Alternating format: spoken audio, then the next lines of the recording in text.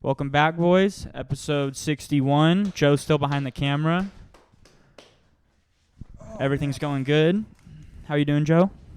Good to be back. After a week of shooting our last episode, I had a lot of fun conversations, and welcome back to episode 61 of Backhouse Productions. Now, Jackson, I know you wanted to get into something right off the gate. So, you know what sucks? What? Growing up. Growing up sucks. Okay. Like, just today, I got to go pay my car registration. Always paying car shit now. But just like in the last year, I've had 2 people pass away that I know really well. Okay. But specifically on Christmas, a guy that I was really close with who was supposed to come over on Christmas dinner, like Christmas night dinner. Mm-hmm.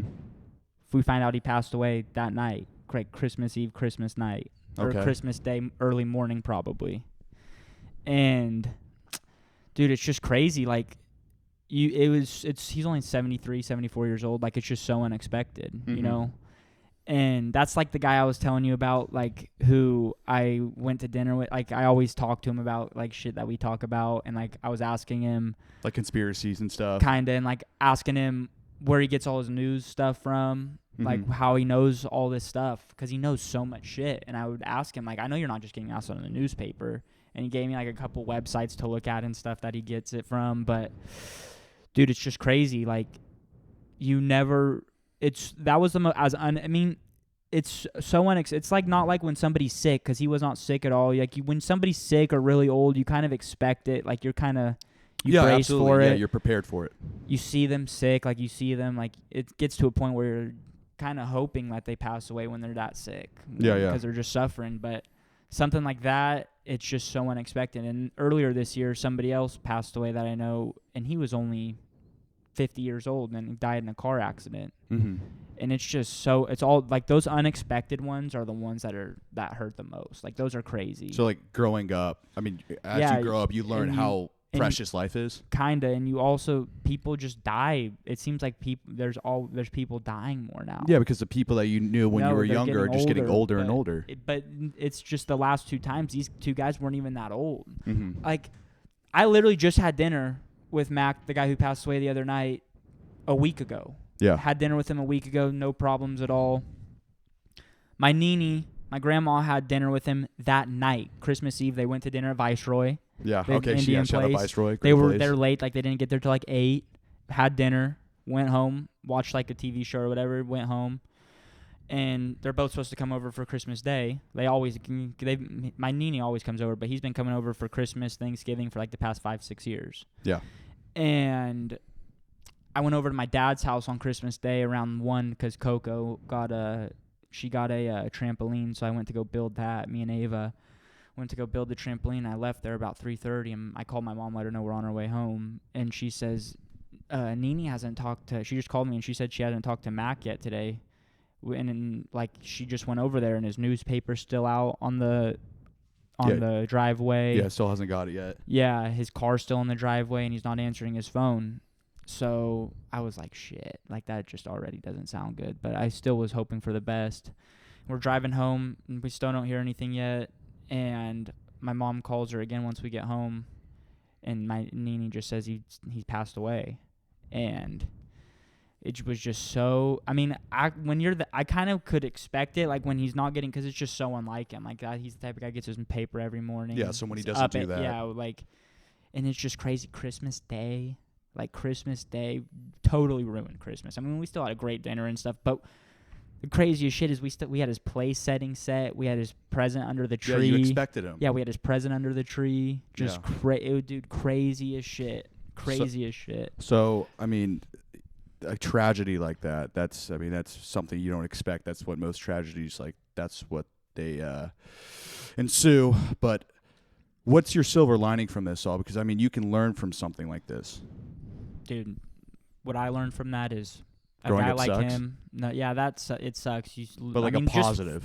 This year is just especially for the like 2 people close to me that I've lost. But yeah, like that hasn't been normal. Like I never really haven't lost people like that close to me. You haven't really experienced death like that close to you. Only like my grandparents, great-grandparents who have been super old. And they were you like can in their tell. 90s. Like one of them was 100 when she passed away. Yeah. And yeah, just super old. And some of them were sick. Like you kind of expect it. But these unexpected ones just are different. And what I take away from it, a guy like that, I mean, he is a perfect example of a guy to like model your life kind of after. Goes to mass, never misses a mass. Went to mass on the 23rd and the 20th. Went to mass Saturday and Sunday. Good thing he went. Oh yeah, he got to do everything he loved to do before he passed away. Go to mass, go to dinner with my grandma, and that when they found him, he was just in his bed, just perfectly asleep. Just you never know when your time's done. Yeah, you never know when it's time. You never know. You cannot take this life for granted at all, man. Cannot take it for granted. But yeah, that's I rough. just take away from that. You just got to do what you love to do. Like that guy did what he loved to do every day. Take chances. Yeah, Take you got to chances do what so you love fast. to do. You never know when your time comes up, and when it does, you gotta hope you did what you wanted to do in this life, man. You can't let people. And I could tell you what, he's the type of guy who does not want anything to be about him. The most unselfish guy ever. And I can tell you what, the last thing that he wanted to do was go away on Christmas Day and make everything about him. Like he is the guy who gets him. Like he's kind of an embarrassed type of guy. Like if something's about him, like kind of gets embarrassed. Yeah. Kind It's like of a an poetic awkwarder justice guy. thing. Yeah, and he's the type of guy who does not want Christmas Day to be about him, and it made it all about him. Unintentionally, it was. Yeah, but man, great guy. Yeah, I'm sure you Great guys guy. told a lot of great stories about him too on that Christmas. I mean, it's probably going to be one of the most memorable ones for you, like in the last. For sure. Up to now, this is probably one of the For most sure. memorable Other Christmases. than being a kid, like Christmas at my old house. Yeah, this is probably by far. I'm gonna remember this probably forever. Yeah. No, I just moments like that. I think you got to be able to take chances, right? You got to be able to do things that like others might have a different opinion on it because everyone has opinions, but like that's not going to matter when it's all said and done. So it's like, what do you want to do with your life? Do you have any purpose behind it? Can you find meaning with what you want to build? Do you want to create something? Do you want to build prosperity for others? What do you want to do? But whatever it is, you can't let it be dictated by people that are kind of like out of your nucleus of people, and you hear other opinions about like whatever you're going to be doing. You can't let that alter your actual direction of what you want to take on this life. So that's, I mean. Oh, yeah, and that's another thing about growing up. Growing up, you realize that a lot more. Every year you grow up, you realize other people that you don't care and love about do not matter. Yeah. Like, at all. Mm-hmm. And it gets more, because when you're in high school. Your circle gets smaller. Yeah, it gets a lot the older smaller. you get. You realize who you really love. You know who are kind of like those filler friends. You know those people that you see sometimes, but really like the opinions of like who are most closest to you are the ones that kind of matter. And then even then that might be some surprise down the road, but like yeah, that's like all shout you can out really Jay lean Carr back on. just walks into the set. That's a brother right there. Yeah, shout out Sacco, known him since a kid. All right, well that's a real touching. That's a great way to start it. I'm gonna give you a story about some degeneracy, kind of spicing it up a little bit, you know, get the mood off of death. Yeah, but yeah, R.I.P. Mac McCarthy, rest in peace. Yeah, rest in peace. Rest in paradise, absolutely. baby. Okay, so what? So what degeneracy are you getting into? Okay, so I got two theories here, and I'm just going to tell you the story about my trip in Vegas. So I walked into. We stayed at the Encore. The reason we stayed at the Encore is because nobody goes during the holidays, and so the prices on the rooms are extremely cheap. Yeah, like usually they're like $1,200. It was $200. Yeah, that's crazy. So, yeah, so we went to the Encore. Like when I was gonna go to Vegas, it was like $800. Yeah, I know. Yeah. We jumped on it. So I was hyped. I'm hyped. I wonder how much places like the you know the one that looks like the castle, like the Excalibur. That's probably $20 a night. At that point. Yeah, easy. Because it's usually like $60 a night. Easy. Okay, easy. so what? Okay, so I'm making big promises all week. I'm telling everybody I'm gonna win big and gamble. Oh yeah, I'm gonna go for it. You're telling me you're bringing 1,000. You're gonna win 10 grand. I'm telling buy Jax, us a camera. Yeah, I'm telling Jax. We're getting 2 cameras. We might even move out of the studio pretty soon after what I'm gonna win this weekend. So, anyways, we check in. We get our room keys. 5 minutes later, I realized I lost all my money. Yeah. I brought $1,000, tried to be a little aggressive, lost $1,000 in 5 minutes in Vegas. I played 5 games of roulette, and I played 3 games of blackjack. So 8 hands total. I went 1 for 8 in the gambling in my gambling experience. And you know, there was a point where I was up. I had $800 like extra. Like I was up. I got to $1,800. Yeah. I put $1,200 down. Loser. So I don't know. So those are the ones where when you're watching, if it was a roulette hand spin and you're watching it spin, yeah. and your heart, you could feel your heart beating out. You feel like everybody around you can hear your heart beating. And it was on roulette. And you had it on red or black or something. I put it on red. Yeah. All of a sudden, you just see the black. It hits black and it's just spinning around, and you just go. Yeah, your stomach drops for sure. It feels like you just get hit. But here's my first theory. This is my first theory. Everyone loses in Vegas. Everyone's going to lose. If you stay long enough, you will eventually lose. So you got to swing for the fences right from the get-go. You just got to get hot. You just got to get hot and ride that hot streak. I understand people go to Vegas and they want to gamble till 5 a.m. But guess what? I was trying to win money. And so I was going to do it before I got really drunk. I was going to do it sober. I'm going to put a lot of money down, and I'm going to calculate this. I'm going to go to roulette. I got better odds on roulette. I got a 42% chance of winning. I like my odds. That's where I swing for the fences. That's where you're already knocked out. Because if you really wanted to do something where it's just one or the other, you just go to baccarat because there's no green. Okay, what the hell is baccarat? I don't even know what that is. You just bet on banker or player, red or blue. I should play craps. Just imagine craps is the best. When I go to Vegas, that's all I play because craps is the only game. It's the casino's smallest edge in that game. They have the smallest edge. And you still lose in craps. I don't lose in craps, but you never lose in craps. Well, I've only played one time in Vegas, and when I was there, I was down. I was probably down like $600.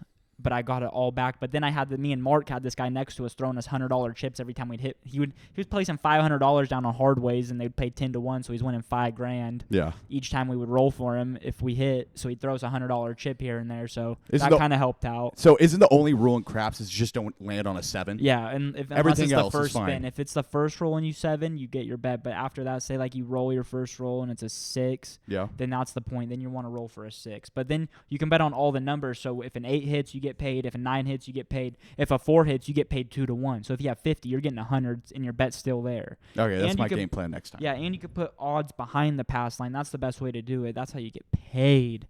But baccarat. Yeah, go ahead. Imagine roulette. How you have red or black, but then you have the 2 double zeros. You have the green zeros, the 2 zeros. That's why you're saying it was like 40-something%. Mm-hmm. Yeah, there was 2 greens. Baccarat is just imagine just betting on red or black, and that's it. I mean, if there's a tie, because baccarat they deal 2 cards, and if they equal each other, it's a tie. You get your bet back. Yeah, you break even. So imagine if you bet roulette and you bet red or black, but if it landed on green, you get your bet back. It's not like that. So think of it like that. Okay, so I got to play baccarat and I got to play craps. Baccarat's literally the most 50-50 game. And I know people that don't gamble. They're probably judging me right now. I can feel the judgment through my camera. I think it's prudent to gamble in Vegas because what are you going to do anyways? You're just going to be drinking. You're just be drinking like a cow, and you're not going to have any chances of making money. Like you're losing money. You're spending money in Vegas regardless. I'm trying to win.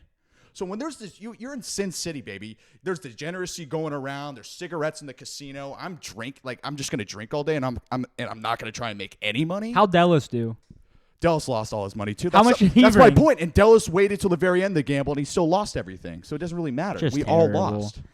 Yeah. But I'm going to do that. I'm probably going to do sports gambling because that's what I told you to edge do. On sports. I told you right when you go, just place a $500 bet. So even if you go and screw off all the rest of your money on a thing, but if your bet hits, you're going to get that 500 back plus another 500 you win. So there's another 1,000. Yeah. I know. That's what you got to do right when you walk in. I hit big on the Steelers game. Shout out Mason Rudolph. My favorite quarterback. He almost got me up. I almost broke me even. I wanted to bet them, but I thought Trubisky was playing, so I didn't. Yeah, I would never. If Mitch Trubisky plays another game in the NFL, I will always bet against Mitch Trubisky. I'm in a pool where you pick the games every week, but instead of picking every game every week, you only pick 5 games a week. Right. And this is a massive pool. It's one of my dad's customers in Philadelphia that runs it, and it's $200 buy-in only, which is pretty low for those. The one that Anthony Bianco runs is like a $1,200 buy-in. The one my cousin Ross runs is like a $700 buy-in. But this one is $200 buy-in, but there's over 100 people in it. So that's a $20,000 pot. I'm only 2 or 3 wins out of the lead right now. Are you serious? But the thing is, you pick only 5 games a week. So it's like a pick 'em league. You get to pick whatever 5 games you think will win. Pick 'em league. I've went 3-2 the last couple of weeks, but the only reason I didn't go 4-1 this last week is because the tie is a loss, and I had the Titans -2 or -3, whatever they lost by. Damn. Yeah, it was rough. So 4-1, I could be 1 win out of the lead right now, and I think the pot for the winner is I'm still in the money. Like if it ended now, I'd probably get like $2-3 grand. Okay, this sounds like a mini lottery to me. What are you going to do with the 20 grand if you win? Oh no, the winner doesn't get. That's the whole pot. So I bet the winner doesn't get the whole pot. No, because like second and third get paid also. So how much do you get? I think the winner probably will get 15? around 11-12 grand. Okay, what do you do if you win 12 grand? That sounds like a mini lottery. Go to Vegas. What about the cameras? Okay. Oh yeah, that's easy. You That's get the 12 grand. You go play baccarat. You put it all on red. Put it all on red. 12 grand on red. I'll tell you what, Golden West will not book that. I'll have to go to Vegas. You got to go to Vegas. You got to go to Win or Encore Casino. If I had 12 grand to go to Vegas with, just put it all on red. Those are your best shots. No, I'm walking in. Say I go on a Friday, I'm leaving on a Sunday. Yeah. I'm putting a couple grand on UFC bet, say 4 grand on one UFC straight bet. Then I'm just taking the rest of it to craps, and I'm going to the high limit craps room, and I'm only playing with $100 chips. You should throw them off guard and show up on like a Wednesday. No. Throw them off guard. They won't expect it. But just coming out of nowhere. It's a work day. I'm putting like probably 500 on the pass line, like 1,500 behind it, and I'm putting like 200 on each point, and I'm just trying to get hot. If somebody starts rolling for 30 minutes, I'm winning 100 grand easy. Mm-hmm. That's what people say. Like craps, if somebody rolls, because that's how all it has to happen. If you don't 7 out, if somebody's rolling, some random person's rolling for 30, 40 minutes, and you're only betting, say your max bet is like, say you have $250. That's like what I had when I went into Vegas with you guys. I had like $250 on the table for each roll. Yeah. If somebody rolls for 30, 40 minutes, you're winning 15, 20 grand. That sounds like a great story, but most of the time I lose. So I don't know. I like to hear good stories. I like to hear fairy tales. That makes a lot of sense to me. Here's another fairy tale. I thought last night I could just eat. I could just pack on calories without regretting it the next morning. I consumed 6,000 calories last night in 2 hours. How does it 6,000 calories? Well, let me lay it out for you. We got Freddy's. We got Freddy's burgers. I ate 4 burgers. Okay, that's I ate ridiculous. Chicken strips. That's ridiculous. I had a big. I had some like pecan pie, like 4 slices. That's I don't know ridiculous. I don't know what's wrong with me. I don't know what you would call that. I had that. I had some pickled tongue. This is a weird combination. This is like a messed up. This is like a Will Ferrell from Land of the Lost situation. Well, yeah, that's definitely 6,000 calories. I woke up in a food coma this morning. I woke up at 4 a.m. with hot sweats. I feel like a fat guy with hot sweats this morning. Horrible. I haven't ate today. I don't think I'm going to eat for the next 2 days. At least you didn't wake up with cold sweats in the shakes like you needed a shot of vodka. I couldn't go back to bed, Jackson. I think I had I overdosed on food almost. Well, that 4 burgers from Freddy's to kick it off is a lot of food, man. Yeah, when you finish that 4th Freddy's burger and you look in the mirror at 2 a.m, there's not a lot of great life decisions you made up to that point to get there. Well, dude, I think about it. I try to think about this sometimes because it's like hard for me to eat over 3,000 calories in an entire day. Yeah, some call it a superpower. Some people call it a curse, and I would like to call that a curse. I feel like if I was trying to go on a diet, which I do not need to, but if I was, I could easily eat 1,200, 1,500 calories a day, like no problem. Mm-hmm. And I don't get like how people, like I feel like even eating 2,500 calories, like you have to try to do that. Like I have to try to eat 2,500 calories because I'm eating at effortless. home. I'm making chicken and pilaf and asparagus for dinner. Yeah. Like I wish I for ate that. lunch, I'm eating maybe sultans, like a chicken kebab plate. Yeah, a little from Mediterranean Sultans. That's food, probably yeah. like 600 calories if I eat the entire thing. Yeah, I don't know. I'm a glutton at heart. It sucks. I feel like I gained 10 pounds overnight. Yeah, that's what's crazy with you. But guys, I sound fat right now. Go back to earlier videos from this summer. I look good, and I'm just hibernating right now because that's what the winter does to you. I feel the holiday spirits have got a hold of me. I feel happy right now. What'd you eat for Christmas Day? What'd you do for Christmas Day? Christmas Day was a bunch of drinking. Where? I stayed at my mom's house. You stayed the night at your mom's on the 24th? Always do.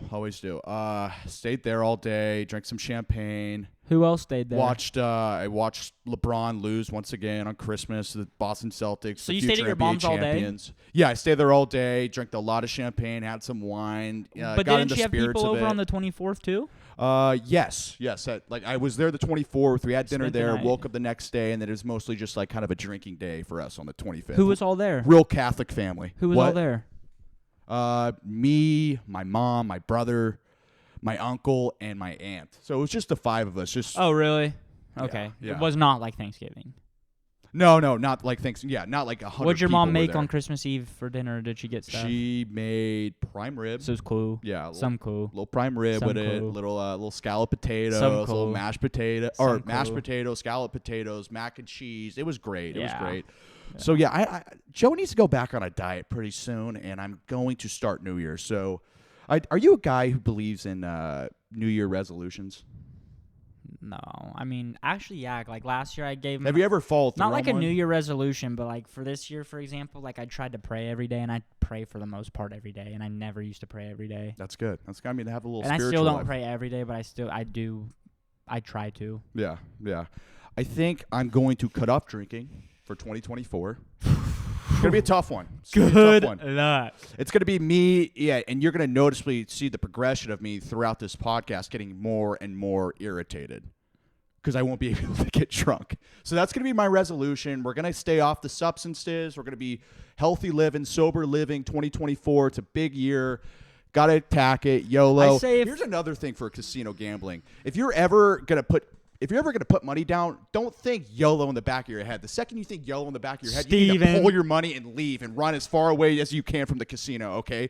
Don't do that, okay? But YOLO 2024, I feel good. I feel excited. You know what? I'm going to seize the day. I say if we're going to do a New Year's resolution for this year, it's go hard in the paint on the podcast. We got to get more on the clips. We got to keep staying hard consistent. on the I'm not saying go hard on the clips. Yeah, that's a given, but I'm saying like learn shit, like be watching videos, trying to educate ourselves on better. Broadcast production, educate ourselves on making clips, educate ourselves on, because doing these podcasts, it's inevitable. We'll just get better at talking. Like we don't really have to practice getting better at talking. This is our practice right here. It's all quality. It's all quality. It's a conversation. Go hard it's on also the people studio. you bring on. So we'll Like bring who guests knows? on. Maybe by the end of January, guys, this fucking whole place might look different. Yeah. Who knows? But who knows? We might be in the same spot 2 years from now. So we'll see what happens. But, you got to put your head down, see what happens, make some chances, take some risk. Let's see. I wanted to talk about a few things I wrote down here. I gotta jump into sports real quick. I gotta say this because this kind of means something to me. I've been saying it all year. Baker Mayfield is just as good as Dak Prescott. Changed my mind. I'm sorry. Go screw yourself. I think quarterback evaluations are so biased. No one measures quarterbacks by a consistent metric or a standard of like looking at a quarterback out of college or like what they do in the NFL. It's all portrayed or through a different lens of a quarterback. Like for some reason, Dak Prescott gets to be mediocre every freaking year. And this is one of his best years. And he's going to be the quarterback for the Dallas Cowboys for another 10 years after this. But Baker Mayfield keeps jumping around the league, and he's just as good. Well, Baker's having a great year He's this just year. as good. He has just as many playoff wins as Dak Prescott. He's having a better year this year. You could say even-wise. As a career, Baker Mayfield is just as good as Dak Prescott. Before last week, you would have said Dak's in the, because that's what you said a couple podcasts ago. You said this guy's going to win MVP, blah, blah, blah, blah, blah. Well, eventually you got to beat some teams. Well, eventually you got to beat the Dolphins. Eventually you got to beat the Eagles. Now they're saying Lamar Jackson's going to be the MVP. His stats aren't that great, odd enough. But the guy can't get sacked. No, but you got to look at the thing with a guy like Lamar, you got to look at his total yards, rushing yards and passing, his total touchdowns. But it's still like, it's not like his MVP year was ridiculous. And Richard Sherman was making this argument on Undisputed, if anyone still watches that show. I think Lamar, that MVP year, he had like 45 total touchdowns, like 4,000 yards rushing, 1,000 yards rushing, or 4,000 yards passing. And this year it's like half of that.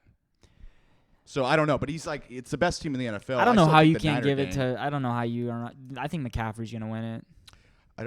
If anything, it's gonna be like a co-MVP situation because the quarterback's the most important position. Brock Purdy. That guy was Tyler, the favorite, and now he's way knocked out. If you had Tyler Huntley on the Ravens right now, what are they right now? They're 12-3. They would probably be 6-8, 6-9.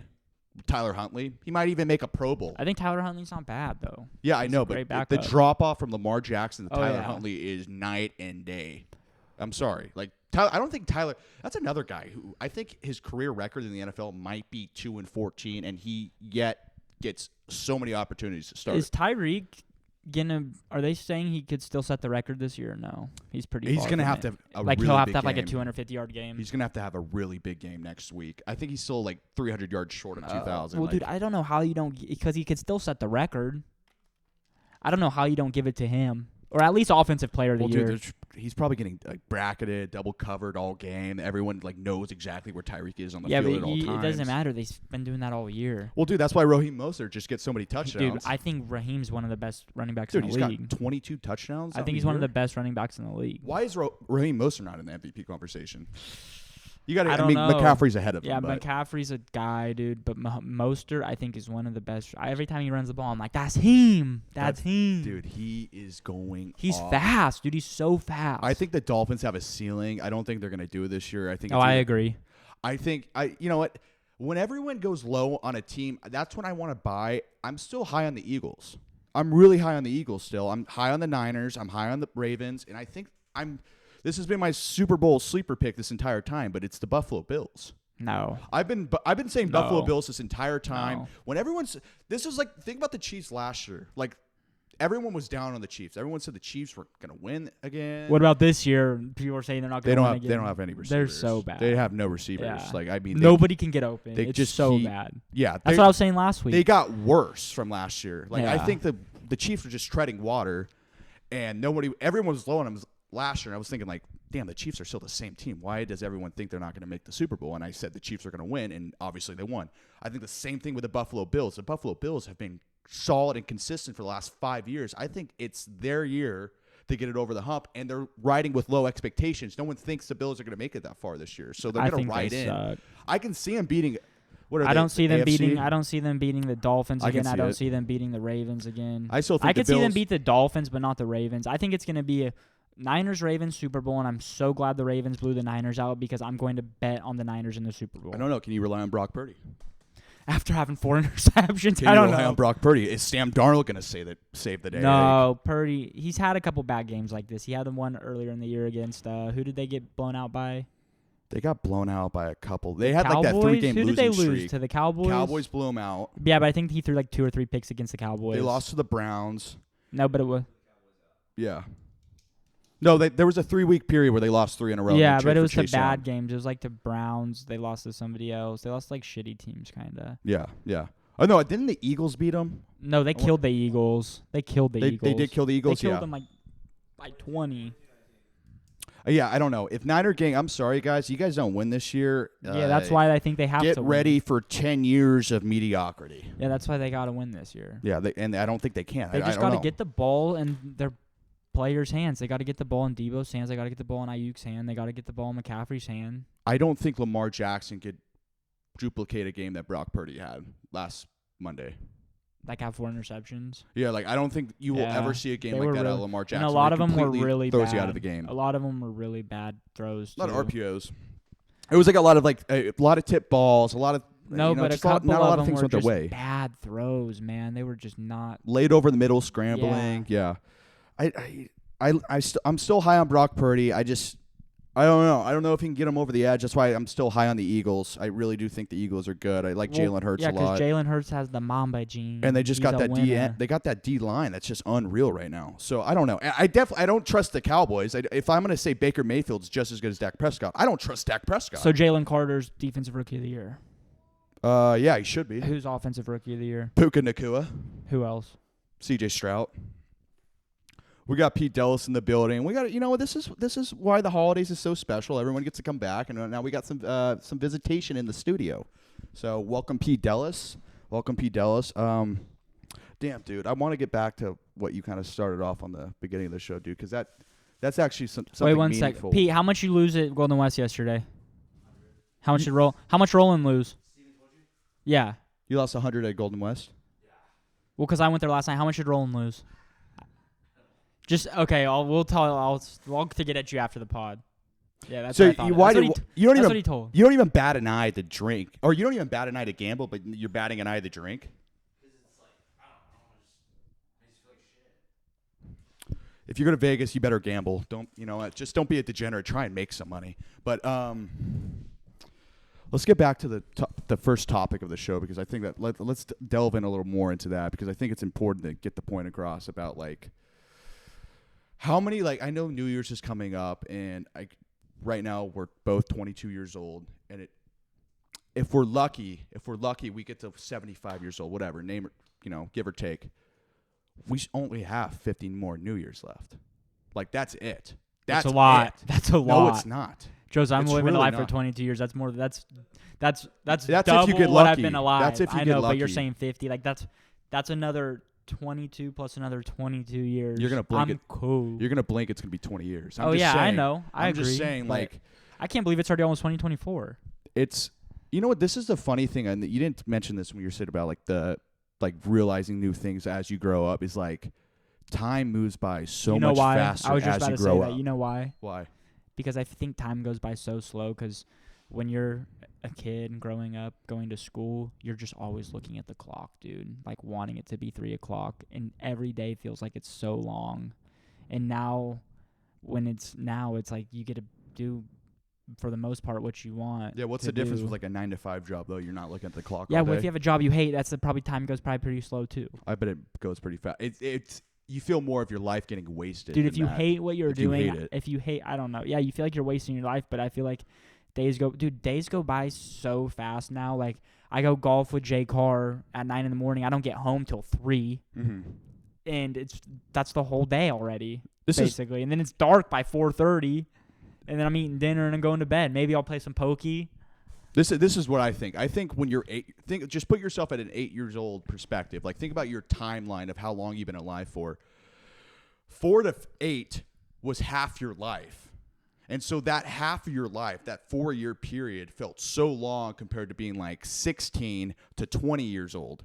Because that 4-year period on your time frame is way shorter by percentage than it was when you were 8 years old than when you were 4 years old. Like, that percentage is just it's dwindling smaller and smaller. When I was at school, where years go faster and faster because your perception of time is moving a lot different. I don't know. I just hated being at school. I would always look at the clock and just wait for it to be over every day.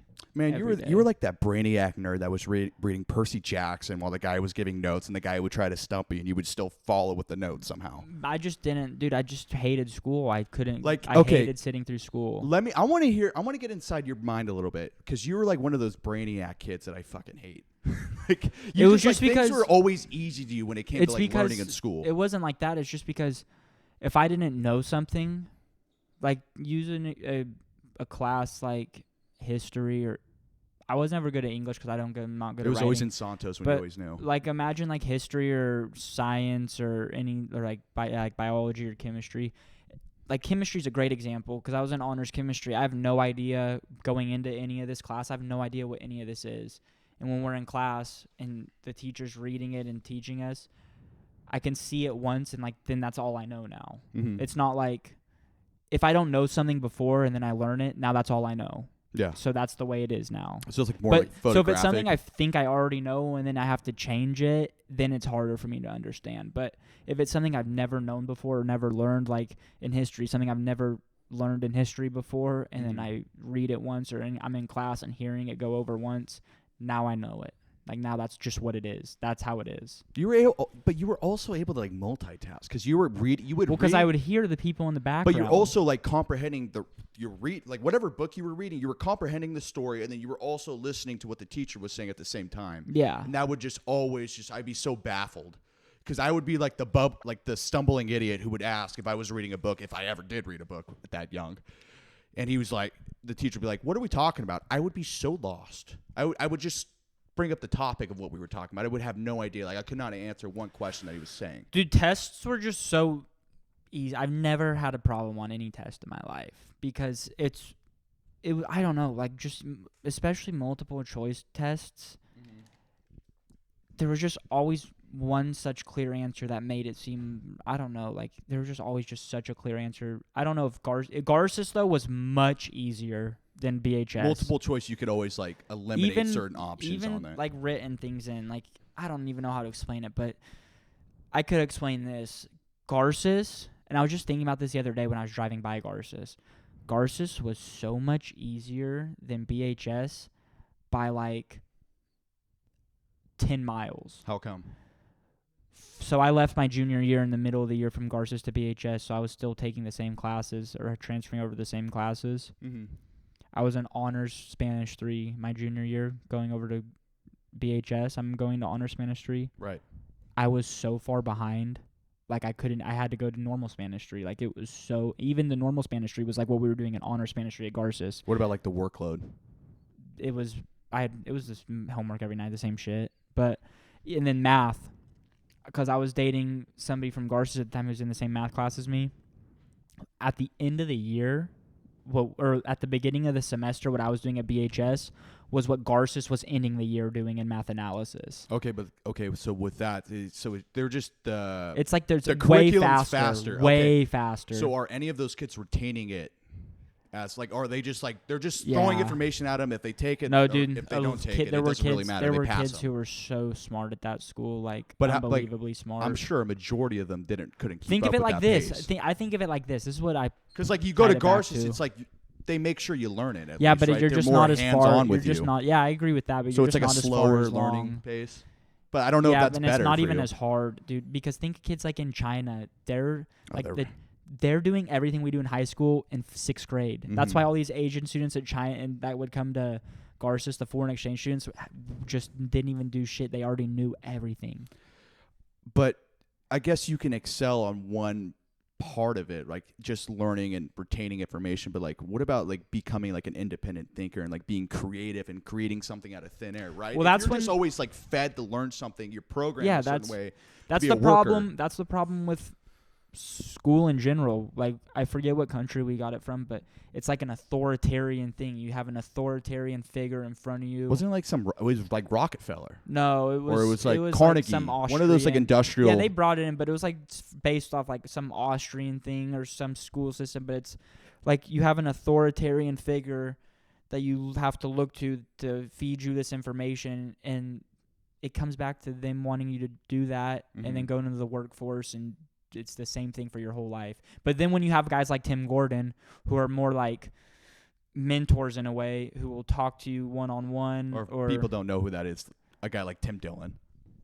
Yeah, whoever. Like a guy who, like, that's the thing about BHS and Garces. Like at BHS, yeah, there were still teachers that like I was close with that were cool, but at Garces, it's a smaller school. They know every teacher still at BHS knew you. It's kind of hard to put it like that, but it's just at Garces, you can get like Tim Gordon was a perfect example. Like as a guy who was like almost like a mentor who would teach you things that weren't from like off the books, basically. Yeah, he's like self-learned. Yeah. He learned like on his own.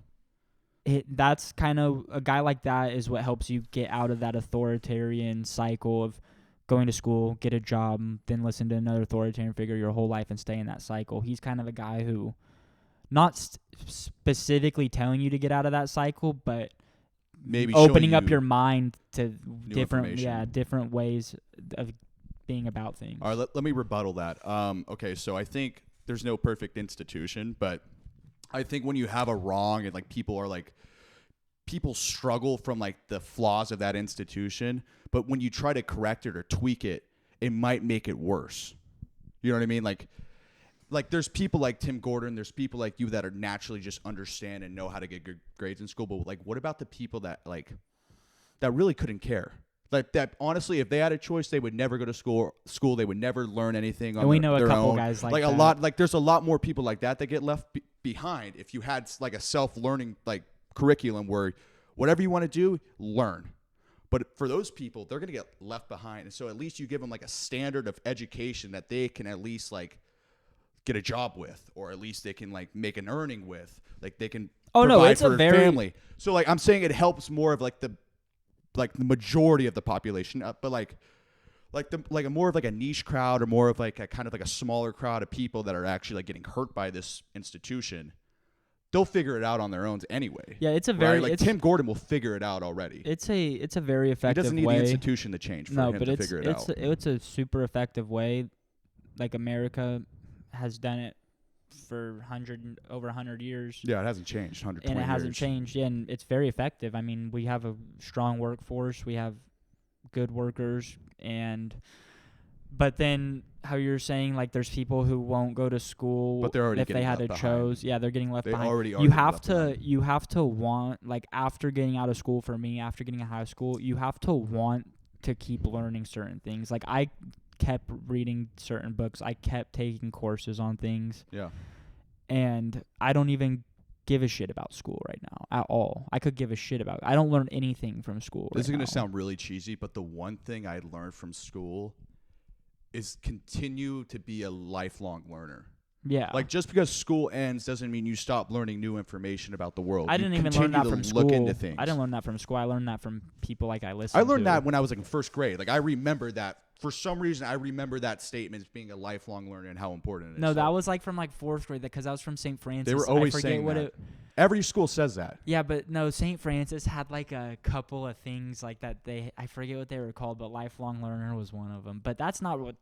But it's important because you can't just stop learning. Yeah, but like, it all goes into like keep growing, keep evolving, keep becoming like a better version of yourself, right? If you just stop learning and say I know everything, you become stubborn, you become arrogant. It's like it's not going to make you it's not going to make you a better person. Do you think social media? I think social media has such a big role in kids now thinking like, and kids like who we were talking about who wouldn't go to school if they had to. Think like they could do whatever they want and not have to learn school or whatever. Yeah. Social media, I think, has such a big effect on that. Like giving them the thought now, like, oh, I don't need to go to school. I can go try to do whatever I want, and it just doesn't work out for those type of people. It's a tool to learning. It's just like fire. Like I can cook fire to cook food, so I can have like a nice warm meal, but then I can also use that same fire to do heroin. Yeah, but you know what I mean? Like it's the same tool, but a different way of doing it. Like YouTube, like you can just like watch mind-numbing stuff all day. But if you actually wanted to learn like some like hard information, some hard topics, like you can easily look that up on YouTube and actually like dive into it really deep because there's a million videos of it, and you can actually learn a subject on YouTube. That's what I was talking about with my grandma the other day when she picked me up from the club after we played golf. Me and John Paul were on the way home for her. Like, we were dropping John Paul off up here, and we were talking about, like, she was saying, like, how kids just aren't hitting the books like they used to. Her and her sister were talking about, like, how kids just aren't hitting the books like they used to. And I was like, yeah, because, you don't see any kids having to go to a library now to get information because it's all online now. Like, we could go look up a YouTube video and learn whatever we want. We don't have to go. Tools. Yeah, we don't have to go to the library and sit there for 4 hours trying to find the books and learn, which I would love to do that. Like, that'd be cool to live 60 years ago and do that. But that would suck. Everything would be so much harder. Well, after now, seeing how it is now and being able to just look shit up, we think of that. But if it was 60 years ago, we wouldn't even think that's a possibility. That's all we know. I know, but then, like, if I was born 60 years ago and I had that mindset of, like, doing the way we did it was the best way to do it and, like, looking at anything new and the way, like, new generations are like learning information. I don't want to have a pessimistic mindset to like technology like that. No, I'm not saying that. It could be a tool for good. I'll tell you what. Great. There were kids who were born in the 50s who would be 22 now in 1972, and all that's still not out yet. Who are a lot smarter than we are with having all this technology. Who are a lot smarter than we were at 22 back in the 70s. Yeah, but they wouldn't know how to work technology. It doesn't matter. It does kind of matter. Those are the guys who are billionaires now. The landscape changes, though. The landscape changes. Like, there's going to be new jobs eventually, and like, are you equipped enough to work Excel? Like, can you operate? That's with a why Mac? You hire people. You ever hear Elon Musk say that he hires people who are much smarter than he is to work for like him. He gets people who are that's like what guys like that do. They're smart, like programming. And like they'll hire new jobs. They'll hire guys like, oh no, AI's doing that now. That's all AI now.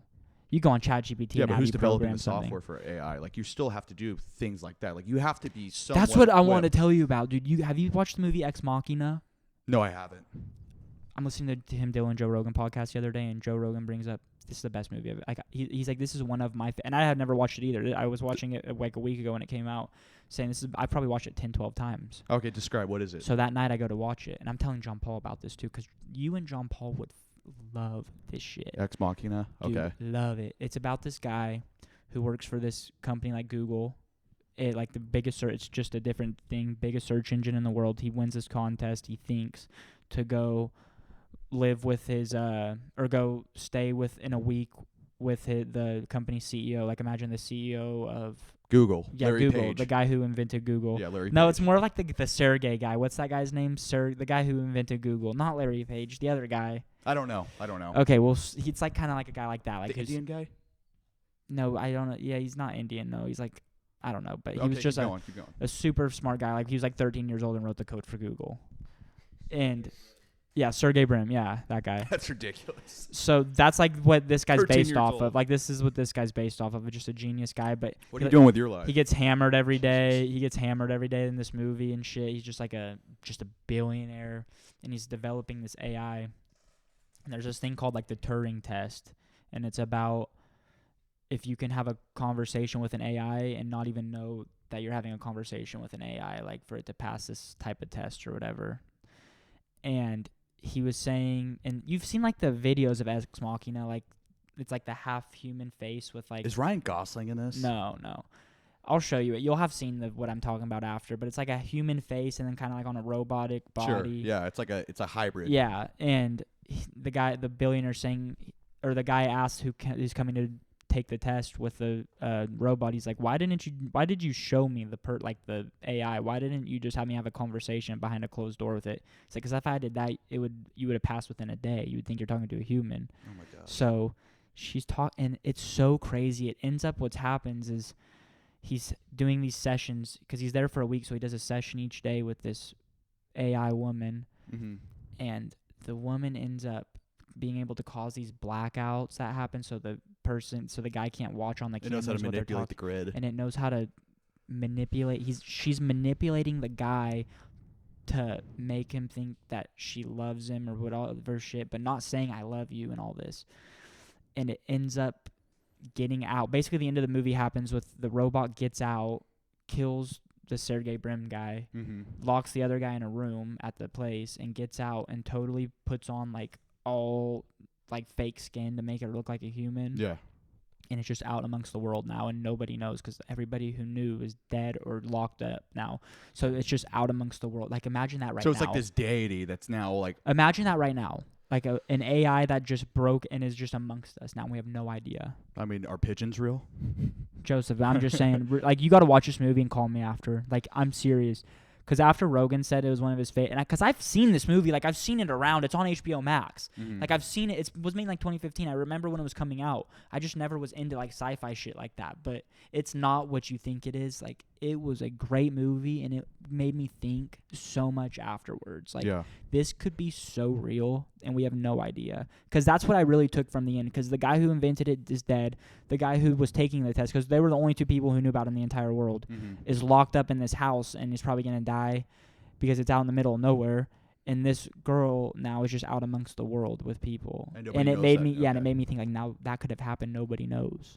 Just crazy. And it's so smart. It's figuring out ways how to outsmart these people to be able to break it out, because it was in like a boxed room and shit. The craziest thing.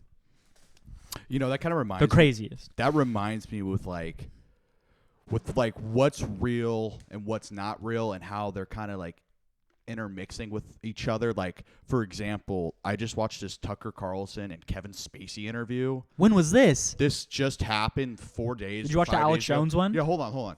So it's basically Kevin Spacey and Tucker Carlson having I think it was like a 7-minute interview, just like kind of talking about like current events, like running for president 2024. Like it seemed like Kevin Spacey was like getting ready to run for president or talking about what he would do as the president. But here's the weird part about it. He wasn't talking like he was Kevin Spacey. He was talking like it was Frank Underwood from House of Cards. But the guy wasn't saying it was like him acting. Like he was like him saying, I'm Kevin Spacey, but I'm talking like I'm Frank Underwood right now. And then Tucker Carlson asked him like, is this real life or is this fake? And he like says the most like ominous statement where he's like, what's real and what's fake anymore? Dude, we make our own reality. Did you see that video that he did? Like I mean, it's just weird that like, just think about it. Like, have you seen House of Cards? Yeah. And like how he was in House of Cards, like he's a very corrupt. Yeah, I watched it. He compared himself to Nikki Haley, by the way, which I thought was kind of funny. I think it's a joke, but it's weird because it almost like his answers to like what Tucker Carlson was like asking him about like actual issues of the world, he was answering it in the way Frank Underwood would answer it, and it was like, why is this like well thought out? Like why? Because they were talking about like mass shootings and stuff, and Frank Underwood's like Kevin Spacey. He's like, well, Tucker. No, I gotta show he's you. He's like, well, Tucker, there's more people dying from internet trolls today. And he says something like that, and I'm like, oh my God, like that is probably true. You watched the That's video. probably so true. Like, you watched the video he released on Christmas a couple years ago when he was does like, it every Christmas. Yeah, the one like when he's by the fireplace and like talking like he's Frank Underwood. He's so that good. shit's crazy. He's such a good I mean, yeah. no, it got dropped. No, but he's still like it's like he still has to go to court like in London or something. But he for won it. though. Yeah, he He won. won. Yeah, but dude, everybody knows he's touched wieners and shit. Everybody knows it. Yeah, okay, but you can't say that. It was innocent until proven guilty. I mean, he lost everything. He's not an act. He's one of the greatest actors of this generation. Yeah, but dude, everybody knows. You know the Netflix. You know, like the way Netflix opens with the right. Every time you see a Netflix thing, that's from House of Cards, because that's House of Cards is what got Netflix big. It's what got everyone to subscribe to Netflix because of House of Cards. Yeah, it's the first thing, and like that was his trademark. With every time he would leave a room, he'd be like, "Mr. President," and then just leave. Yeah, and well, that's how they open Netflix now. I'll tell you what, and they dude. completely like ostracize him from the platform. If you But look, they still use him. Like, it's weird. If you looked into like the way his case was, I think I'm not 100% because I read this a while ago, like when he first got acquitted of it. Mm-hmm. I believe like every witness recanted their statements or something that they had already said. Like he probably shelled out so much. Like he's deep state. Kevin Spacey's deep state. I don't know, man. I don't know. I think he got Kevin blackballed. Spacey's deep state. Dude, he said something about You know how much money they probably had to they shelled out for those, because he's still like on trial in London. You got to watch something. the interview. You got to watch the interview. It's worth a I watch, will. because he's like, Tucker Carlson's like, are you working again? Are you going to become are you going to start acting? And he's like, well, Tucker, I'm working right now. I've been working since his interview started. Like, it's just weird. But he never says, like, he's Frank Underwood. He just keeps saying, I'm Kevin Spacey, talking like Frank Underwood, saying, like, solutions to problems today, acting like he's going to run for president in 24. Like, I don't know. No one thought Trump was going to win in 15. I'm just saying there's been weirder things that have happened. And how sinister would that be? Where, like, AI and real life just starts coagulating together, and it's just like you don't even know what's real anymore. Like, everything's just a scene. I'd give you 1,000,000 to 1 odds that Kevin Spacey does not become president. Dude, I don't know, man. It was weird. Watch the interview, Jackson. It's really I'll watch the weird. interview, but dude, But it's weird that like Tucker's playing to it. Like, why is Tucker Carlson like? It probably got 100 million views on X. Like, he's playing to it. And has that list came out yet? The Epstein list came out. I think it's going to come out like in 24. I'll give you good odds that Kevin Spacey is on that list. I bet he's not. I bet he's not. You cannot gamble on that right now. Yeah, you can. God, what world are we living in? Kevin You know what I mean? Like, just Spacey weird is stuff like on that's the happening. list. Like, it doesn't even make sense anymore. Like, I'm sure the boomer generation can't even like put their finger on what's happening right now in the current state Bill of the world. Gates is on the list.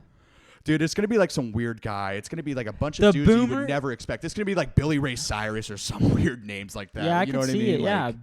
It's going to be a bunch of people. But I bet Kevin Spacey I'd like to know who not the one of them. 3 names who were taken off the list. Like they're not showing to the public. I'm sure there would be. No, there is. They said there's 3 names that they're not releasing to the Probably public. like Obama or Yeah, that's what I was just something. gonna say. Yeah. Just the deepest. Did we already state. talk about the Leave the World Behind? Yeah. We did? Yeah. I still like that movie. I thought it was alright. I don't know. But it's a weird movie. It's a really Leave the World Behind, because it's like clearly because Obama produced the movie, so he was probably thinking about like a way of like, if this actually happened, how would it really go down? And I'm sure he has the intelligence or the information gathered already to be like, well, these are the scenarios that would be most like cost effective to make this happen. And it's like, that's real. That could actually happen. Yeah, we talked about that. Yeah, so it's a creepy movie. It's a must watch. I don't know. Like, I just thought the Spacey thing was really interesting, because I don't know, because why would Tucker Carlson give a guy like that a platform if it wasn't like, if there wasn't an agenda getting pushed with that, like, or there wasn't something trying to be gathered from that interview? Like, they're trying to get something from there. Like, Views. I wouldn't be surprised if Spacey keeps doing this. Like, I wouldn't be surprised if it's like February and Spacey's still talking like Underwood, talking about China. Like, you know what I mean? Like, it could get that weird. Like, that's the reality we're living in right now. It's like, we're in really strange times, and I think Spacey creepy. is deepest state, Hollywood deep state. I don't know. I think he's like. Then R. who Kelly. is? Who? Oh, I don't know. I guess. If you were to say, you just said who's the deepest state. I think Hollywood whoever. deep I think state. whoever is the deepest state, we wouldn't know their names. I agree with that for the most part. Because, like, if we're talking about Spacey, I don't think he's even involved in it. Yeah, he is. I don't know. Like, why would they blackball him so much? Why would they try to get him out of the industry? Why would Netflix kick him off? Because he did something behind the scenes to somebody that he shouldn't have done something to that we have no idea about. And then they put all this out there. Just like, why would they have done this shit with Epstein? Epstein was Mossad, CIA, and he was doing this for years. Everybody knew about it. We don't know that for sure. We don't know that for sure. Yeah, but it's pretty well known. And then they have him killed. It's just, I can see Kevin Spacey ruffled the wrong feather. They blackball him. Yeah, he said F you to the wrong guy. Yeah, and then ends up, because he's just got acquitted, then he ends up making good with them. They shell out all the money to get this acquitted. Mm-hmm. Because I guarantee you shit. Okay, so then if you think Spacey's that type of dude, then you must think Tucker is too, because Tucker's doing it. I don't think Tucker is. Tucker's benefiting from the same game. Because he had Kevin Spacey on one time? Absolutely. Yeah, to get views. Absolutely. To get views. You think he'd have Bill Clinton on? And endorse Bill Clinton? Because he was endorsing Spacey on this interview. Because we just said Kevin Spacey has a thing every year, like does a Christmas thing. Why would Tucker want to be a part of that? For views. It's strictly for views now for Tucker. So you think views are power for Tucker? Yeah, but obviously we know Tucker wouldn't sell his soul, allegedly, right? Like, I mean, it seems like he's definitely getting ready to run eventually. Like, he's trying to do like this Reagan thing, I think. It's just all for views. He looks into the camera. He wants to like create this gravitas about Tucker Carlson where people can trust him. He's a reliable source that the nation can get behind him. There's something he's trying to build. He's trying to build a brand right now. They eventually run for president one day, I think. 100%. I don't think why else would I don't think Kevin's I think if Kevin Spacey does it with anybody, Tucker's the only guy who's doing it with. Other than Rogan. But I think if you're going to have Spacey on, I think they're both playing the same game. No. Like, nothing's real. Like, there's no good or bad side of politics. Like, they're all playing this game just to distract people. That's what I think. I think he just has a huge platform, and he wanted Spacey to get on to do his Christmas thing. He did his Christmas thing on Tucker this year, and Tucker needs all the views. He was wanting to get more. He wants to be bigger than the news station. I think it's all the same. I think politics is now Entertainment Tonight. I think it's all the same thing now. You're trying to get people interested. It is for you, but no, it's not. It's all the same. For people like my mom couldn't give a shit. She probably doesn't even know who Tucker Carlson is. Like, it's entertainment for us, but for a lot of people, nobody gives a shit about politics. My dad could give a shit about politics. It's not about them, Jackson. It's about the younger people. It's about, like, getting people engaged early. Younger generations getting into politics. I know everything on social media. Everything's engaging. Everything's entertaining. Everything's headlines. Like, I have a lot of friends who are not entertained by politics at all.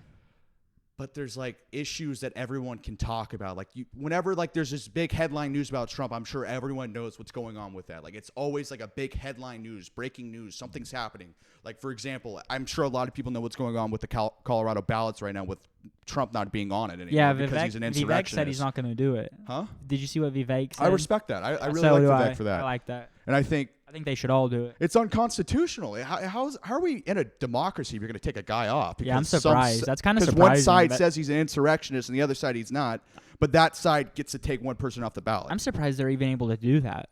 It doesn't make any sense. It's like, I don't know. I respect Vivek for doing that.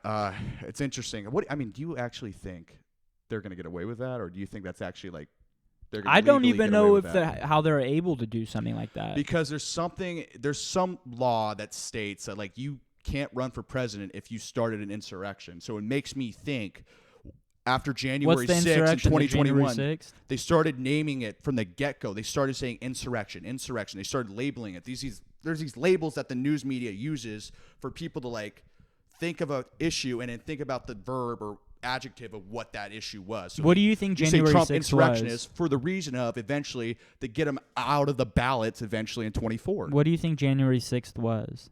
January 6th? Yeah, like that thing.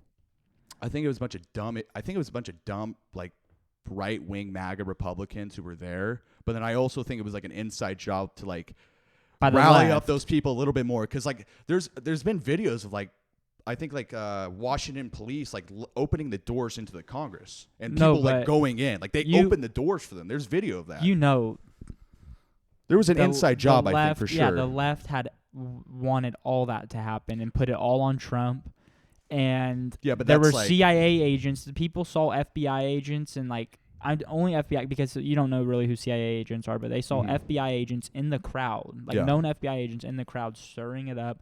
I guarantee you this was... Well, that makes sense, because if there was like a terrorist attack or something, like a mass shooting. No, they're stirring it up, making like... Yeah, they opened the doors to it. They didn't break in. Like undercover CIA agents in the crowd acting like insurrectionists also. Like, imagine the guys with like the loudspeakers saying, like, fuck these people, we need to charge. Like, it's those like a are color the guys. Revolution. Like, they're upstarting something for no reason. They're upstarting it, yes. And I guarantee you it was an inside job by the left. Okay. For exactly that reason, what you're saying, to get Trump off the ballot. But here's the problem, though. Here's the problem. Like, you can have, like, that could be That's also, deep state. That could be true. That could be 100% true. But the blame's not 100% them. It's the people that thought it was smart enough to go with that idea. Like, hey, I am going to rush the Capitol. I am going to take over. Well, those are the people we're talking about. Those are the people. Like, those are the people that were so deep in the earlier. QAnon too during COVID. Like people got brainwashed for sure to go to the Capitol, riot, and say we're not going to let Biden be president. Like, that's insane. That's insane, and that's an issue you can look at to the American public and how fast people get manipulated and how, like, you can really start a civil war that easy. And so to have, like, such a polarizing figure like Trump, like, they have an argument behind it, but it's like, can people just not freaking, like, you really think you're going to overthrow the U.S. government? Like, you really think by force you're going to take over the U.S. government? Like, anyone who actually thought that and was like, it's a revolution, you're an idiot. You're an idiot. I'm sorry. Those are the type of people that we've never even talked to before. I know, like, but Jackson, there's a lot of people like that. I know, but Jackson, think about actually going to the rally, and then you, like, think about, you got your face painted. Like, you're a diehard dude. Yeah, I there. couldn't you're even actually at the imagine rally. that. You traveled from Bakersfield to Washington, I couldn't D.C. imagine that. And then you see the doors open, and you're like, we're going to take it. We're going to take it. Like, who's thinking right there? Like, who's thinking logically? Like, that actually is the course of action to go. Well, the people who are traveling across the country to go do that in the first place, there's already something wrong with them. That's what I mean. Like, there's also blame on both sides. So I'm also saying I don't know if Trump necessarily was the main reason for the riots, because I don't think if they opened the doors, like, I think they made it worse than what it was going to be.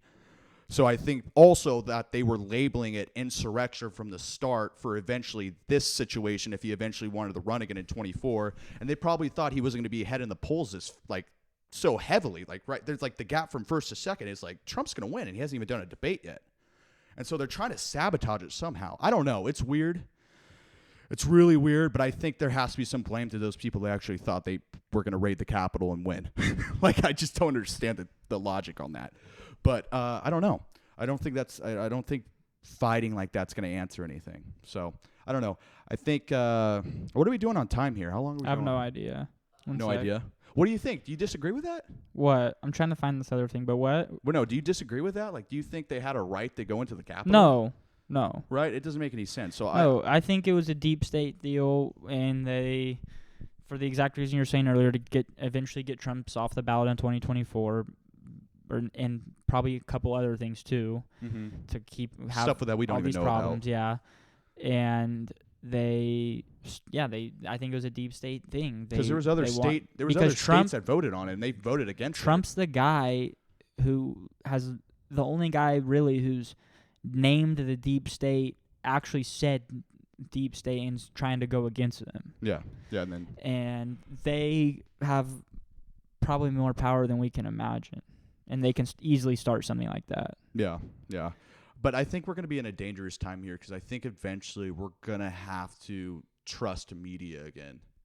Because if everything's like so loosely like there's certain outlets that report this news, there's other outlets that report this news, but like there's no like unifying like network that everyone's watching their news from. Like, I think if we have so many people like informed in different ways, I don't think that's going to help anybody, because then it's just like, then you're really in an echo chamber. Then you're really not getting mainstream thought that everyone can at least agree on or say like, hey, that makes sense.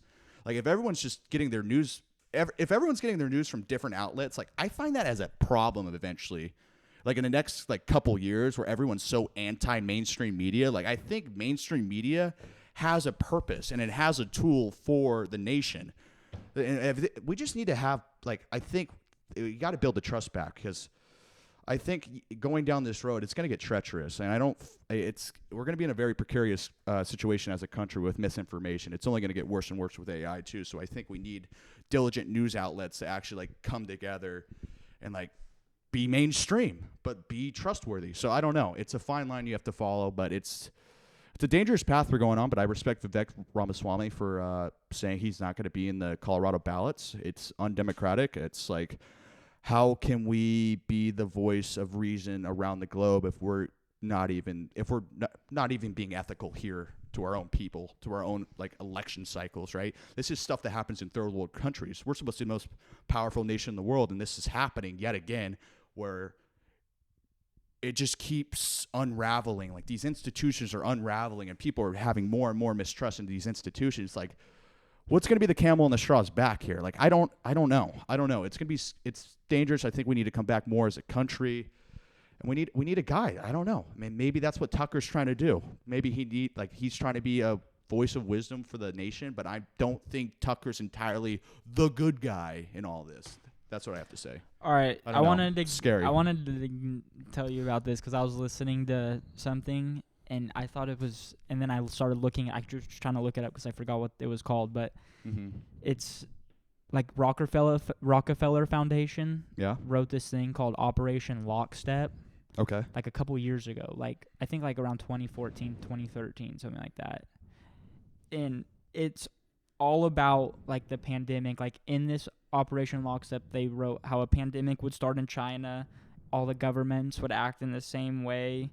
And everybody would use face masks, and the people who weren't wearing face masks or the people who were unvaccinated would basically push an agenda that they're the reason that this virus is so bad, and they would make a vaccine, fast track a vaccine to profit immensely off of it, and it's all in this Operation Lockstep. Yeah, but I don't think that worked out like that. I don't think it went down like that. Like I think more people didn't trust the institutions enough to do it. Well, everybody wore masks. It started in China. Yeah.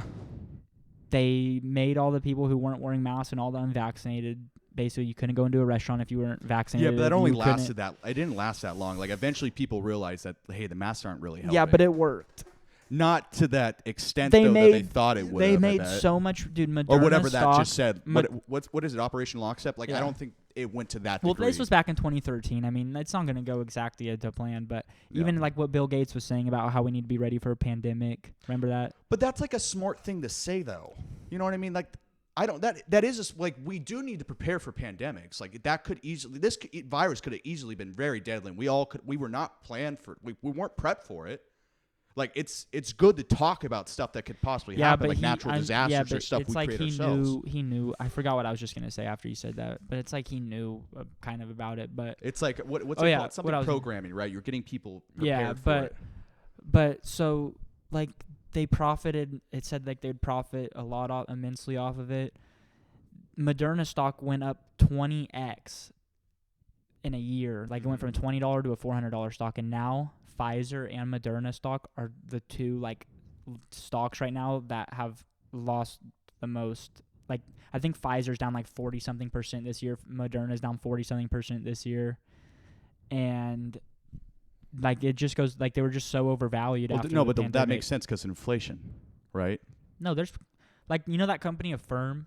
Like when you go buy something like on Amazon or you go buy something online, and then it could say like buy now, pay later. Like paying 4 install. Oh, it's on everything. When you buy something online, like you could say it's $100 thing, but then underneath it'll say buy now, pay later. If it's $100, pay in 5 monthly installments of $20. And like Affirm is one of the big companies. That stock is up over like 600% this year. Oh, like you can like slowly pay it off. Yeah, like you could pay. Like if I ordered these lights. It was like $150. I could have paid like in monthly installments for like 4 months or something like that. Yeah. You wanted to make the house. Yeah, it sounds like making the housing market affordable for everybody. You give them more riskier loans, and can they eventually pay it off? And they didn't. So I don't know. It's tricky. That's very tricky. That's some stuff that I wish we had like some really, really smart person on the matter who can like actually what I was dive meaning, into that. like why Moderna and Pfizer are so down now is because they made so much money off the vaccine, and now nobody's getting vaccines anymore. And all like those two companies, like growing 20x in a calendar year is insane.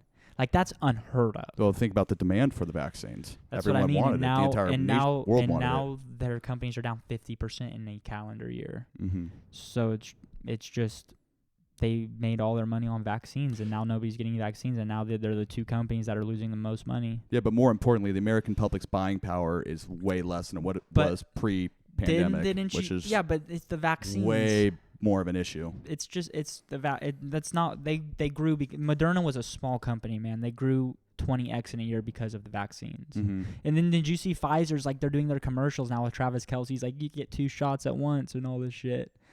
Like they're trying to push the vaccine again. Like I just watched that commercial like a couple of nights ago, and it was like talking about how you can get the 2 shots now at once. And I guess they paid him $20 million for that. Hey, can we do like a little improv here, where you keep saying what you're saying, but then I'm gonna be the person who's gonna be like, I'm pro science. Like I'm gonna be like the guy who defends the vaccines. At least I'm gonna try and say like, we needed it. I trust them. I don't think they would try and like do us that bad. Like I think they were just trying to protect us. Yeah, but I wasn't even talking about that now. No, but I think okay. Pfizer's in the interest of the American public. I think they really want to protect us.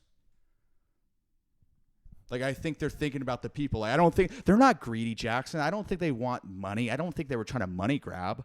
I think the pandemic was an accident. A person who sits down with me and says shit like that is I just don't no, say but anything. that's the other side of this. Not you really. Talk to the nation, man. Those are the people who are just so far behind and just brainwashed. Those are the brainwashed people that you can't. Those you are can't voters, get through to them. Jackson. They're voters. I don't care. I'm not running for office. I don't give a shit. You should, because the people that vote. The people that vote get those people in office and make those decisions that allowed all of this to happen. Hey, there's nothing I can say that's changing those people's mind, man. There's nothing I can say. So what do you have, a civil war? The 50 viewers that reach is not changing their fucking minds. Okay, you didn't have to talk about the views. Yeah, but I'm just saying, like, I'm not changing. That was uncalled for. I'm not changing anybody's mind. It's a thought experiment. Can we just can I be Travis Kelce and you be Aaron Rodgers? Okay, this is the thing about Travis Kelce though. Like, don't you get this type of vibe? By the way, I'm not. Travis and Jason Kelce, like, you kind of get the vibe from them that they're like center right. You have Jason Kelce by shot, like he. Yeah, they try to be in the middle on everything. Yeah, but outside of the light, wouldn't you assume outside of the NFL, like before they get in the NFL, maybe wouldn't you assume they're from Ohio? Wouldn't you assume they're like more right wing? No. You'd think that they're Democrat. I think their dad's like a union guy. Like I think the NFL's very liberal, and I don't think it's not. Not saying the fan base might be leaning right, but I think the NFL itself and the players and the coaches in it, they're mostly saying outside left. of the limelight, like what their core values are and what they think. Obviously, they're not going to go out and endorse Trump. Never. Yeah, but wouldn't you? You don't get that vibe from Jason Kelce and Travis Kelce that they're not liberals. You get the vibe that they're liberals? No, I don't get the vibe that they're far right. I don't get that vibe either, but I'm saying... I think they lean a little more left than right. I don't get that vibe from them at all. I definitely get that vibe from them. No. I mean, how else... I mean, would Aaron Rodgers do a Pfizer commercial? Not for $20 million, but those guys don't get paid $20 million. Travis Kelce doesn't even get paid $20 million a year. Yeah, he does. No, he does not. Travis Kelce definitely gets paid $20 million a year. He's the best. He's the greatest tight end ever. George Kittle has the biggest tight end contract. And yeah, it's George not Kittle's even getting 28 or something. No, he's not. How much is... Dude, you're so wrong about this. You're so wrong about this. They have to pay their players. They have to pay their top guys. 5 years, $75 million for Kittle. That was the biggest tight end contract ever. Okay, we're looking signed. up Kelce. Yeah. 4 year, $22 million. Yeah, I told you. John coached Kittle when he signed the biggest tight end contract of all time by far. $7 million a year. Yeah, that's his current contract right now. Yes. Who are they paying? Joseph, I knew Who that. are they paying? I'm telling you.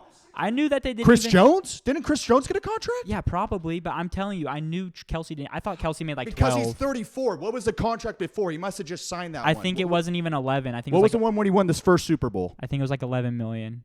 I've looked. He is an older tight end. Kittle's only, 29? Yeah, but Kittle signed the... Okay, so if Kittle is getting 5 for 75... So what was Kelce's contract 5 years ago? Joe, but if Kittle signed the biggest one ever for 5 for 75, it's smaller than that because Kittle signed the biggest one ever.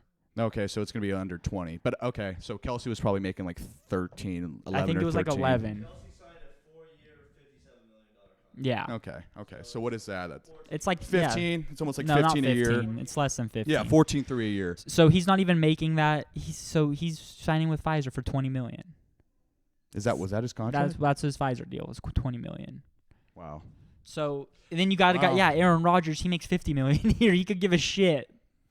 Well, I think Aaron. Okay. And Aaron Rodgers is also 40 years old. He doesn't care. Okay, anymore. but if you're trying to build a brand for yourself, And I think also Aaron Rodgers 7-8 years ago would have done that. yeah, but who would be okay? Who would be cool enough to be having people call him Mr. Pfizer? Who would be cool with that? His girlfriend.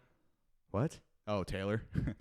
Dude. Oh yeah, he's fine. He's got Taylor Swift money. Yeah, but I Taylor don't Swift's a even billionaire. think. Yeah, I don't even. It doesn't matter. It doesn't matter. I'm just telling you, I don't get the vibe from him that they're left at all. I never got that vibe from him. I mean, I understand in the NFL you got to kind of paint that picture and just kind of not say much. It seems like Aaron Rodgers is the only outspoken guy who's like leans and right. he doesn't care because he's like a guy who can do that. And it took him 20 years to have that. Yeah, exactly. Leverage on people. Exactly. Yeah. Well, Kelce's won 2 Super Bowls. He's a doesn't better player than matter. Aaron Rodgers. Doesn't matter if he's won 2 Super Bowls. He's the greatest tight end of all time, Giancarlo. No, he's not. He's the greatest tight end. No, he is not. You can make the Gronk argument all you want, but the guy has better stats than him, and he's been the 3 Super Bowls. Gronk's been the 6 with Brady. Who knows how long Kelce plays with Mahomes? Dude, I don't even think Travis. We're talking about tight end. I mean, the guy's had 8 straight years of 1,000-yard seasons. Like, no one's done that. He's more of a It's receiver. More of a receiver. Gronk can block. If you're So you're discrediting him. right now and you're doing an all-time Madden team and you have a choice at tight end, you're picking Gronk. No, not on Madden. I wouldn't on Madden. You'd probably pick Kelce on Yeah, I want Madden. to throw the ball to Kelce. Yeah, but on a team, I'm picking in real life. I'm picking Gronk every time, all day of the week. There's an argument for who's greatest. There's not an argument for Aaron Rodgers, who's the greatest quarterback. Aaron Rodgers is easily... Rob Gronkowski made the 100-year team while he was still in the league. The all-time 100 team. Well, Kelce will too one day whenever it's a 150-year anniversary. No. So it doesn't really matter. But Gronk was the only guy who made it while he was still playing. You can't do that because that was just the time he was playing and when the league started, all right? That's a tough one. Well, Kelce, I'm just saying I don't get the vibe that he's right at all. Like, I don't get the vibe that he's from, like, left side at all. I get the vibe that he's center right on a lot of issues. No, I think Jason's a little more right than Travis. I get the vibe that Jason's a little more right than Travis. I get the vibe that they're both the same. I don't think they're this. No one's the same. I'm sorry. They grew up together. They're brothers. I mean, I get the vibe that it's just Travis is more people know Travis than Jason. Jason isn't in the limelight as much as Travis. No, Jason's didn't he win like sexiest man alive? Like didn't Jason he's well known. Yeah, like Jason Kelce's like my just mom as knows big who as Travis Kelce is. She doesn't know who Jason Kelce is. I bet you my dad doesn't even know who Jason Kelce is. So your mom's the decider of everything. If your mom knows I'm about it, using then it my must mom, be cool. If I'm your mom using- doesn't, then it doesn't. I'm using my mom as the American people. Like, I have or even never my dad. seen anyone watch an NFL center other than Travis Kelce or Jason Kelce. I've never seen anyone talk about a because center he's a in the Hall of NFL Famer. game than He's- Jason Kelce. There's only one other center Hall of Fame in the Hall of Fame. Who? I don't even know his name, but yeah, there's only one center in the Hall of Fame, and Jason Kelce's gonna be the second. Look that center. up. That could be wrong. Way wrong. I just Mike heard Webster. this. Mike Webster, That then the might guy be the from only- Concussion. Just I only heard. I know for a fact Mike Webster was a center for the Steelers. You're telling me Jeff Saturday's not going to be in the Hall of Fame? That's crazy. That doesn't make any sense. On standby here. There's 9. It says. How do you feel about this? You like this one so far? We'll talk about it after. Yeah, there's 9, but I think a lot of them are like from like a different era. Like I'm talking in the modern era. There's only one center because I remember them talking about Is this. Mike Webster not in the modern era? I don't know. They call it the platoon era or something. That's so cool. That is so cool. That would be called a platoon. It's Yeah, this guy's the 90s. Jeff Saturday. Oh, he became first eligible. Jeff Saturday's in the Hall of Fame. Yeah, he's in the Hall of Fame, Jackson. That's completely wrong. I've never seen a guy though. No one talks about an NFL center like. Yeah, see, Jason all these Kelce. ones are like this though. This guy's from 46. This guy's from 31. This guy's from 40. He just named out 2 other guys that were just modern. No, I know, but I heard something. I was watching something when Jason and Travis were talking. Like they had Gronk on it. It's a on the rare thing podcast. for a center to go to the Hall of Fame. Yeah, but there's something been a like handful that. of guys. Yeah, it's a little tougher. Yeah, that's why Jason's more in the light as a center. But I'm telling you, a lot of Americans don't know who Jason Kelce is. Jason Kelce might be a top 5 center of all time. Yeah, too, probably. Though. So that I might definitely say. I think he's top 3. Yeah. Yeah. I can't tell you the top 5 centers of all time. Well, I'm just Jason lowballing here. Jason I don't know. Kelce's the only guy we know. That's the only center I know. That's how well known he is. Yeah, that's what I'm saying. He's the only person of all time in Philadelphia that's never got criticized by the media. Yeah, he's a great dude. I think also. I like the guy. I think also though, I think he got a lot more, noticed after this podcast they released, because even. That's fair. Okay, think and how the Super Bowl, when the is Kelce when Super is Bowl. Jason Kelce? Yeah, when is Jason Kelce? He was drafted like 2011, 2010, Like 2009. something around there. 2009, 2010. I don't know. I don't think he's that 2011. old. But he's like 35. No, he's thinking about old. retiring. When was he 36. when was he drafted? I'm gonna say I think 2009. 2010 or 2011. I think Travis was 2013. So By the Eagles in the 6th round of 2011. 2011. Okay. Yeah. Wow. So he's been in the league And he's forever. been thinking about retiring. Yeah, well, think of this. I didn't know who Jason Kelce was until 2019, maybe. Yeah, you got to be pretty damn good to get. But I that knew name who out there. I knew who Travis Kelce was a lot longer. Oh, he was winning before. Super Bowls. Yeah, and I stuff, knew who going Travis. against Brady in the AFC That's what I'm Championship saying. game. Like, dude, most people still don't know who Jason Kelce is. Everybody knows who Travis Kelce is. I think they're like interlinked. I think whenever they just think about the Kelce Well, brothers. now with the podcast I and think they this think last Super Bowl, yeah. Yeah, they think about the Kelce brothers and then Taylor Swift. Yeah, Taylor Swift got him to the stratosphere. But even before Taylor Swift, people knew who Travis Kelce was before Taylor Swift. Yeah, Like, but now you got it was girls him talking and about Mahomes. Travis Kelce. That's such a big market of Oh people yeah, that that's you can never different. Yeah, reach. that's different. Yeah, now that's you got that's everyone different. talking about the Kelce That's brothers. yeah, that's a different thing. Well, I guess the Kelce brothers just got a free shout out that they definitely did not need from us. Love to have him on the pod. Love to have him on the podcast. Yeah. All right. Well, guys, Merry Christmas. Sorry, Merry Christmas. Guys, seize the day. Life's so finite. You don't know when it's going to end. Seize what you want to do. Attack the day. Carpe diem, bitches. And with that said, if you made it this far, and God bless you if you have, go fuck yourself.